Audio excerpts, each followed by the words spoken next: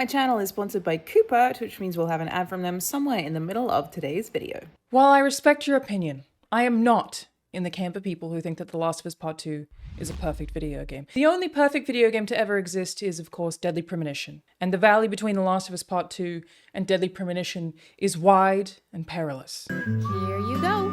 The usual. 1 turkey, strawberry jam, and cereal sandwich. Sounds like the sinner's sandwich. Self-inflicted punishment to atone for past sins. He's setting an example. But who could compete with that, you know? So the area where I bounce off of The Last of Us Part 2 is mostly on a thematic level. It's a story about hate and revenge and violence in which two people who rightfully hate each other hatefully commit vengeful violence despite the fact that it is clearly not serving them in any way. My perspective, like, very early on to the game was, damn, you guys really should stop doing this. You should just quit at any time. And so because I think I adopted that feeling so early, the game's narrative consistently reinforcing it felt maybe a little confusing. I know this is bad. I'm not the one doing it. I already knew that. You don't have to keep telling me. 30 minutes in, followed by, oh shit, still doing that, huh? Probably a good time to quit, but then they don't. Because that's the whole point. Which related, I recently did a podcast with my good friends Elise Willems, Jane Willems, and Ryan Haley all about Park Chan-wook's Vengeance trilogy for any film buffs who might be watching. It's over on my podcast channel. Check it out. Now, I could make a video listing criticisms that I have of The Last of Us Part 2, but there are probably enough of those on YouTube already. And this video, before I inevitably probably change the title because I do that a lot, is called In the Defense of The Last of Us Part 2. I wanted to talk about this because I feel like it receives what feels to me to be misplaced scrutiny in some places.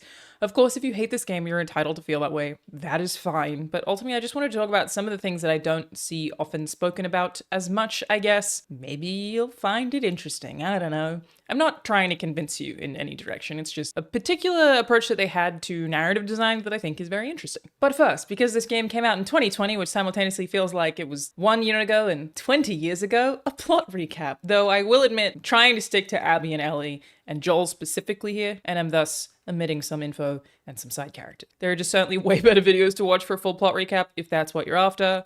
I'm just trying to give you the information to remind you of the stuff, to talk about the stuff I want to talk about. So, hot off the heels of the first game, which I'm assuming you're already familiar with. If you are not, you know, what? How, I guess, at this point? Joel admits to his brother Tommy that he prevented in-game organization the Fireflies and their surgeons from attempting to make a cure for the cordyceps outbreak that ravaged the world. He did so by saving his not-daughter Ellie, who is the sole person found to be immune from the outbreak from a surgical procedure that would have killed her. But he never told her he did this. He actually lied to her about it. Wow. What a jerk. 4 years later, Joel and Ellie live in a sort of safe haven town in Jackson, Wyoming, but their relationship is not great. Joel and Tommy go out on a routine patrol and rescue a stranger named Abby from an infected horde before escaping to a hideout occupied by Abby and her friends. Shortly after, Ellie and her girlfriend Dina start searching for Joel and Tommy, and they find them, just as Abby very, very brutally murders Joel with a golf club. Because one of the doctors that Joel killed during his rampage at the end of the first game was Abby's dad. Joel took Abby's dad away from her, Abby takes Ellie's not dad away from her, Abby spares Ellie and Tommy and leaves. And Tommy and Ellie almost immediately set out on a revenge mission of their own. So Tommy goes to Seattle on the hunt for Abby. Ellie and Dina, they follow. Ellie specifically ends up tracking down one of Abby's friends, Nora, and tortures her for information on Abby's location, which, like, fucks her up a little bit, because it's a horrible thing to do, Ellie. You psycho. The next day, Ellie kills 2 more members of Abby's group, and around this time we get a flashback sequence that tells us that Ellie found out that Joel prevented the Fireflies from operating on her. Ellie is super pissed because Joel took the choice away from her and cuts ties with him. Jump back to the present, Ellie gets ambushed by Abby, who kills one of Ellie's friends and holds Tommy hostage. In another much more recent flashback, and now from Abby's perspective, Abby learns that her ex-boyfriend Owen has gone missing and goes looking for him. Things ensue, and Abby is helped by some ex-religious cultists named Yara and Lev, and Yara breaks her arm. Clip her wings. Huh?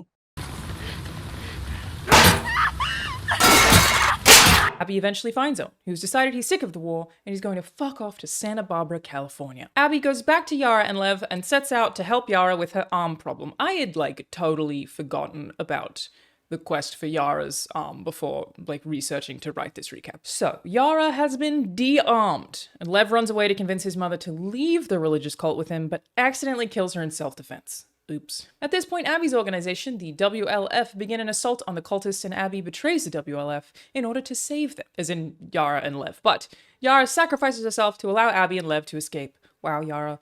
After all I did for your arm, you just go and die anyway. Thanks for wasting my goddamn time. Abby and Lev return to find Owen and Mel, who is also pregnant, by the way. A lot of pregnancy in this game. But yeah, they're both dead. And she finds them alongside, and to be clear, I always hated this particular thing. I just think this is very silly. Her dead friends are also with a map that Ellie left leading to her hideout. She just dropped a map that leads to exactly where her hideout is. I guess in the context of these murders, she was very stressed out because she just killed a pregnant woman, but still. So Abby is big mad, shoots Tommy, beats the crap out of Ellie and Dina.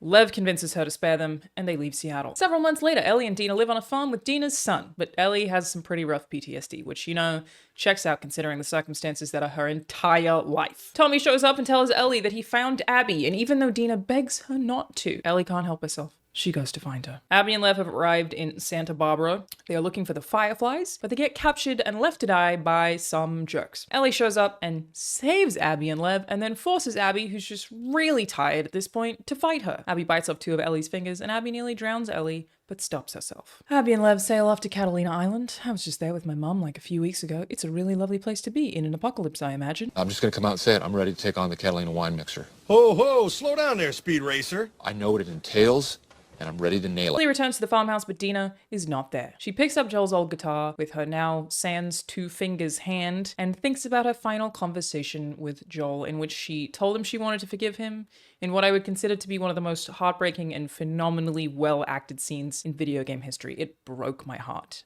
I don't think I can ever forgive you for that.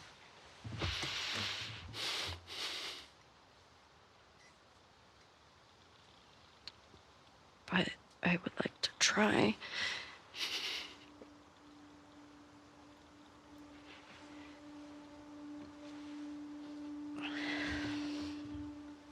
I'd like that.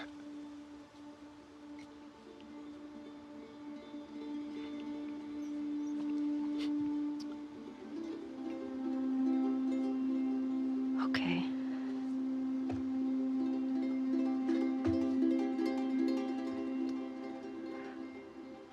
I'll see you around. Yep.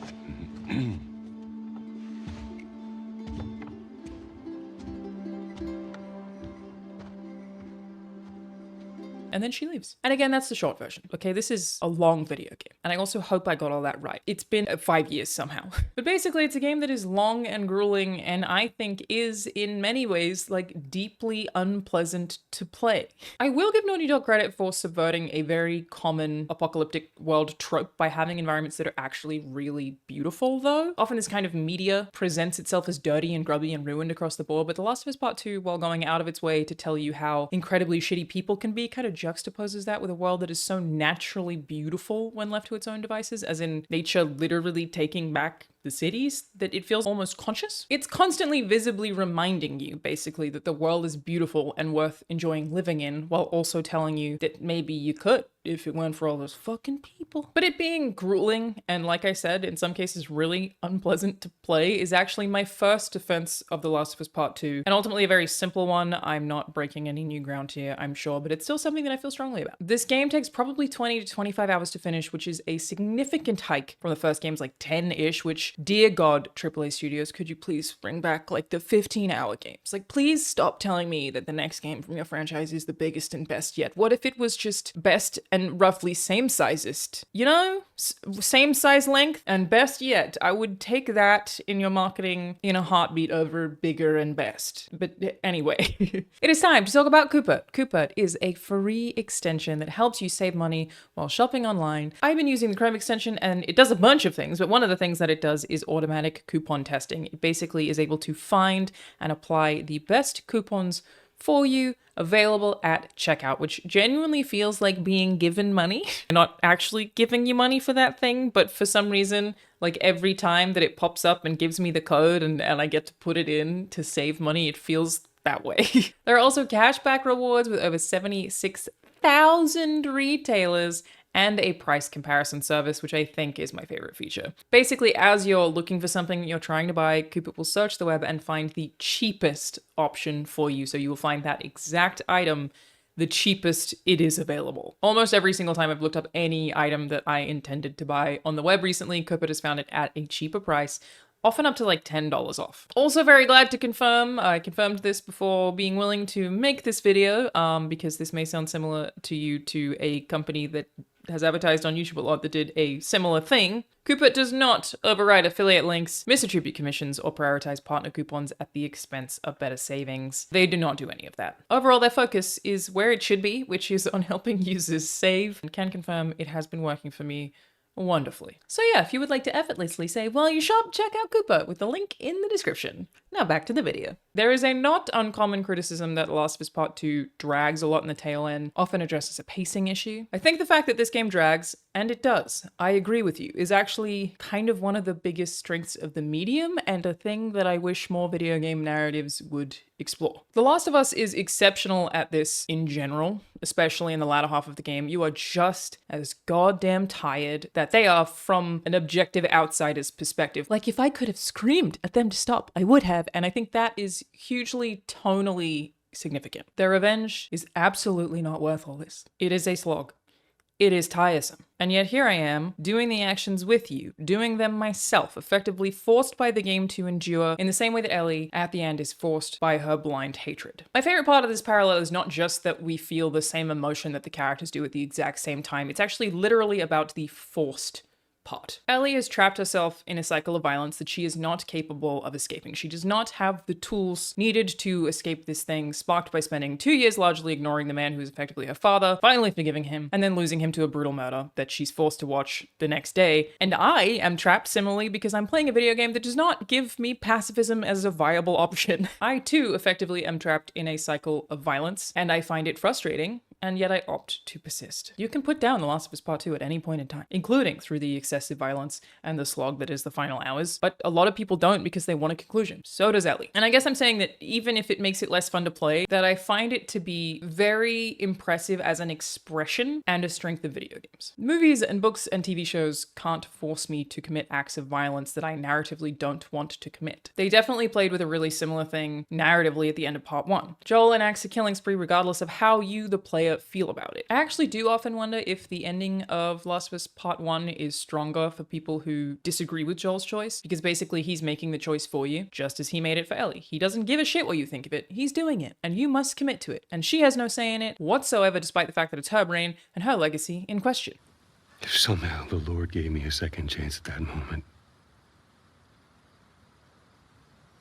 I would do it all over again.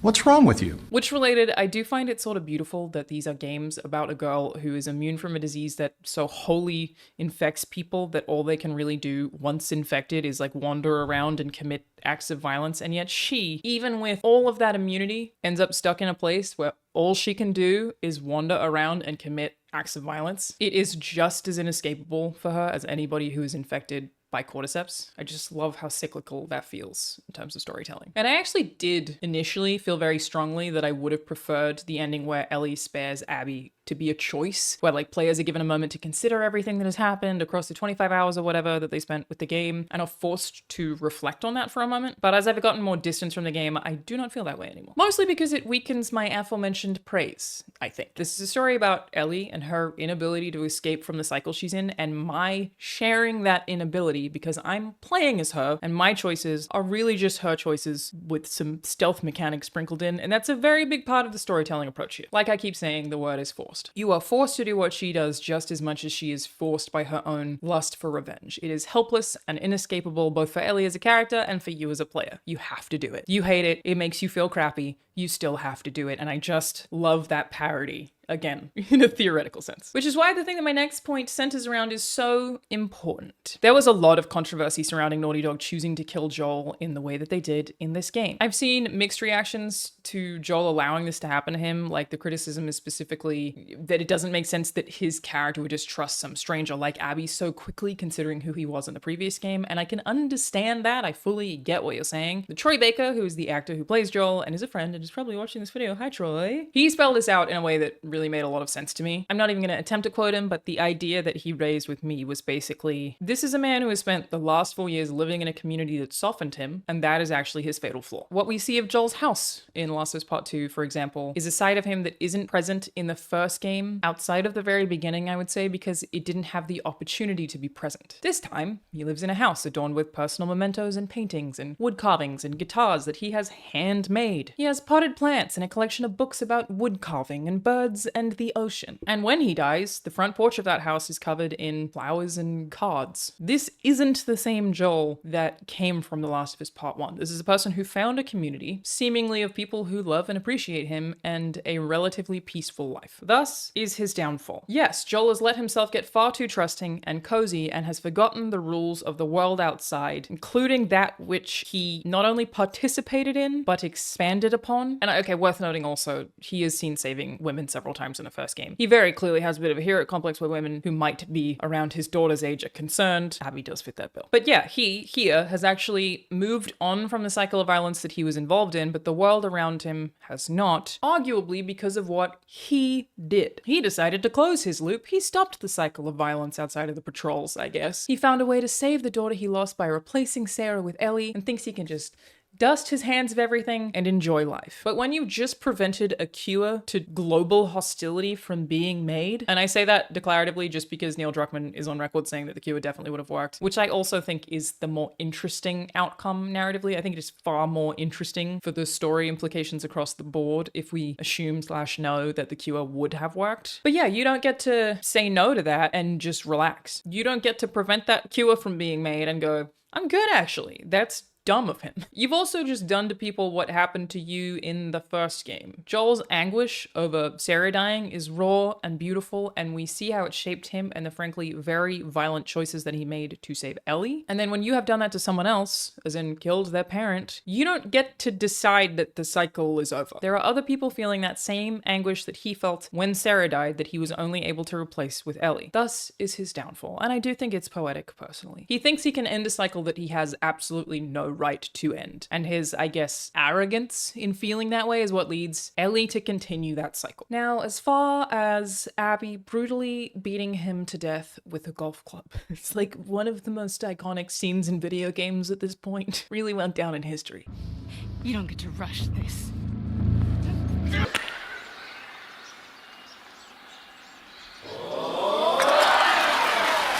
Hole in one! I feel like, I could be wrong, maybe I just haven't seen it, but I feel like everyone understands why Abby made the decision that she's like, we get why she did that.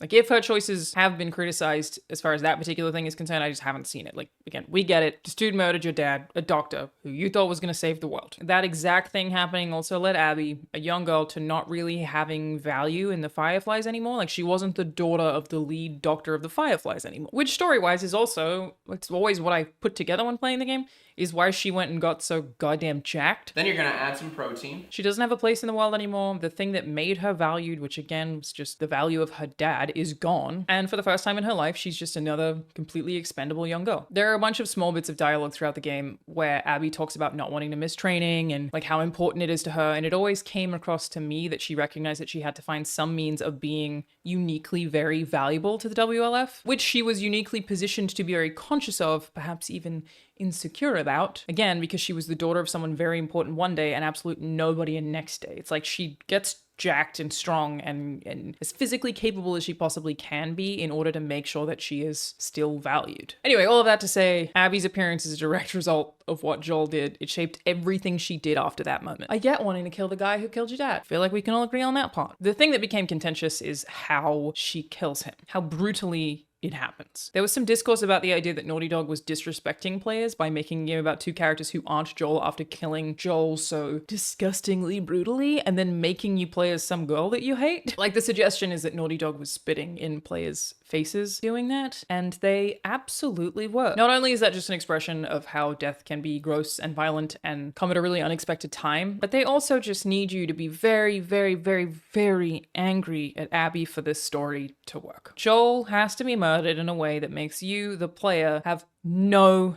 empathy for her. You cannot empathize with her. You have to be extremely mad. Her story is one that's not that hard to empathize with before this point. Like, we get it. Killed your dad. The action of you wanting to murder Joel is justifiable. But it has to enrage the player so much that you don't care about any level of justification. It has to make you so angry that you do not give a shit about the broader world. You just care about hunting this bitch down and giving her what she deserves. It's basically effectively ensuring that you feel the exact same way Ellie does with no question. Like, they had to go hard to make you really, really, really hate her so that when you play as Ellie, you are on the same page.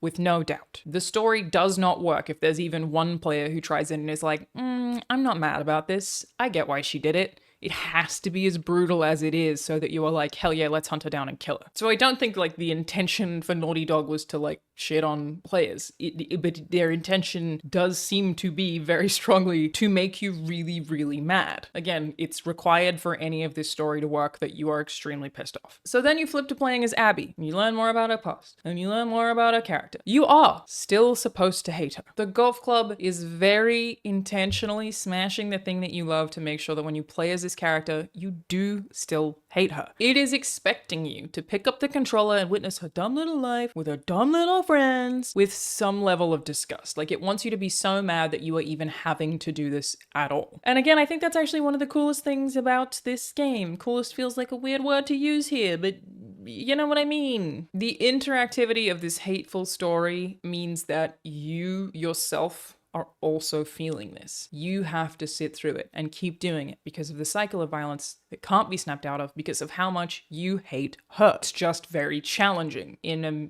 medium where, frankly, I don't feel like players are challenged in that way, especially often. Like, most games are power fantasies. Most games tell the player how great they are all the time. Most games, you play the hero. So there's nothing cozy about this, and I think that that unique feeling people aren't used to and bounce off in a number of ways. Because, like, power fantasies feel good. That's the point. It feels good to get angry and go chase after Abby even in this game. You want to do that when you start doing it. But I sometimes wonder if common writing tropes like the hero's journey, for example, or like more video game specific power fantasies can make people think something is poorly written solely if it doesn't follow those exact constraints that people are used to. Like, this is sort of a tangent, but people will also criticize Ellie for not having a strong character arc in part 2, which also feels like one of those things where people are so conditioned to expect a certain kind of storytelling that they consider all other storytelling to be bad by default. Basically, this game is not trying to be a power fantasy, nor is it trying to give you character growth. It is trying to give you a story about hate and violence and what it's like to be trapped in that cycle. The ending for me, and I'm sure many other people, was not very satisfying, especially compared to a traditional narrative climax, especially off the ending of the first game, but it isn't supposed to be. Your lack of satisfaction with the violent conclusion is also part of its theme. This not ending in some kind of dramatic bloodshed is fundamentally not as satisfying narratively, but I don't think that means it's poorly written. It's just trying to do a different thing than what most people are narratively accustomed to. Like, I've seen criticisms that the game doesn't tell you explicitly which of the two to root for, as in like Ellie and Abby, with people saying Neil himself seems unsure as to who the star of the show is. This is also intentional. It's definitely both of them and neither of them at the same time. It's nobody. No one is the star of this game. These are two people stuck in the same cycle, at least initially, and it is for sure trying to present them as the same but from different perspectives, which again is not traditional narrative structure in a video game, but certainly it's purposeful. Now, I don't think this game ever won me over on Abby personally. I know a lot of people do love her, but I straight up just never really got over how much I love Ellie and Joel and my attachment to those two characters. But I would also think that even my reflecting on that at all is one of the strengths. I'm glad that they didn't make Abby some perfectly likable, easily sympathetic Disney princess, because it is far more interesting to make players reflect on how they feel about her. I didn't want to pursue violence. I would have loved Ellie to just like go talk to a therapist in Jackson, Wyoming for 2 minutes of her life. But I still personally never liked Abby that much. But it is more interesting to me that this game presents me with that than trying to overly force me to sympathize with her. There are people who hate her far more than I do. There are people who ended up loving her, but it definitely very, very, very intentionally starts out as hatred. And I think your journey as a player to see where you end up falling on the spectrum of how you feel about Abby is a very interesting one. If you still to this day really, really hate Abby,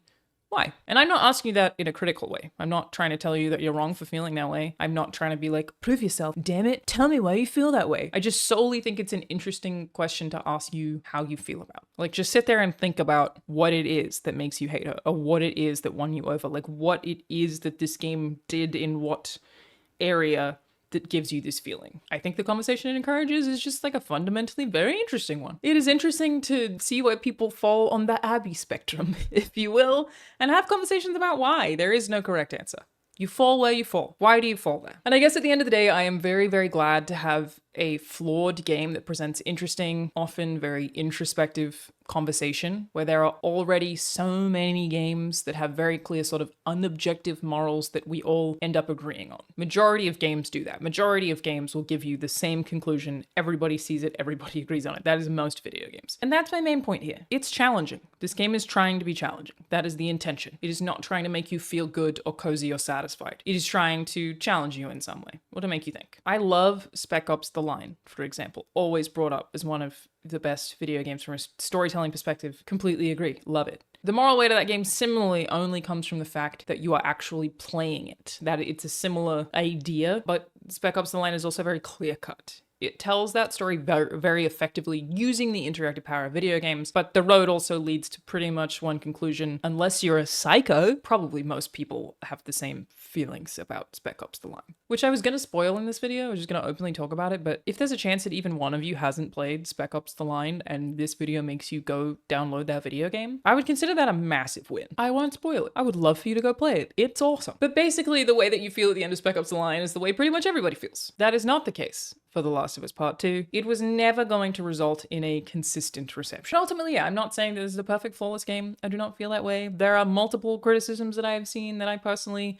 agree with, but I just wanted to make a video about the particular thing that I think makes it uniquely very interesting, and just the fact that I sometimes see criticisms of this exact thing, even though I feel like it's actually the strength of the game. There are other criticisms to be had, like I said, but I just don't feel like I see some of this spoken about as much as I would like it to be, because I think it's very interesting, very video game narrative design that I would actually like to see more games approach. Perhaps not in such a miserable way, but the narrative that it presents is very unique. Again, if you passionately hate this game, that's fine. If you love it and think it's perfect and flawless, also fine. I think at the end of the day, it's ultimately divisive because it did some very bold stuff. And I personally am glad to have a bold video game that comes directly from artistic expression and creative vision in a world that is leaning more and more towards sort of cookie cutter corporate stories that are usually just a rehash of stories that we've seen a million times before. Certainly also worth noting that Neil Druckmann said that the first game was inspired by Israel-Palestine, which is deeply uncomfortable to think about.